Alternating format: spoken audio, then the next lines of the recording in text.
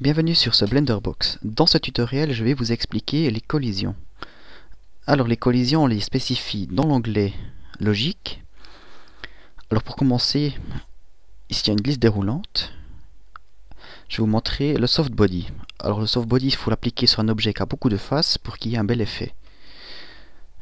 Alors, une petite démonstration. Voilà, comme vous pouvez voir, la sphère, elle se modifie, un peu comme un flanc. Alors c'est très beau à voir, mais c'est aussi très gourmand en ressources. Alors on peut aussi modifier un peu les valeurs. On peut faire que la boule soit moins flexible, plus flexible. On peut faire qu'elle soit plus dure aussi.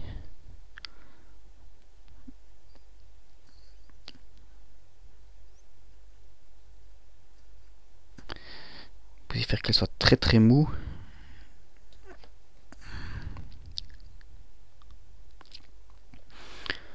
Comme vous pouvez,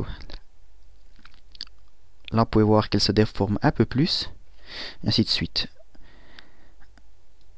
Après, on a le rigid body. Ça permet de spécifier les limites de l'objet. Alors ici, je mets des limites en box et je lance le jeu. En plus, j'ai programmé une touche pour que ça avance. Alors quand j'avance, vous pouvez voir que le cube en fait se tourne, s'adapte.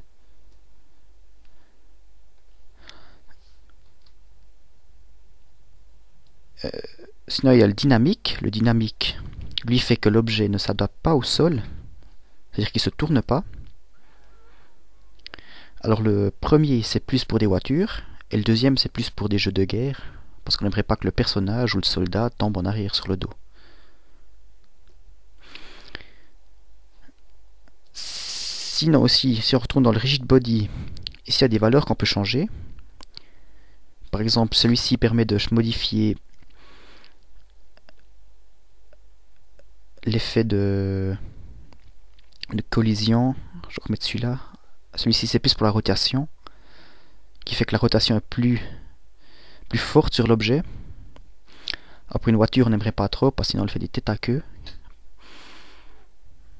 Celui-là est pas mal, alors il faudrait plus monter cette valeur, le rod damp.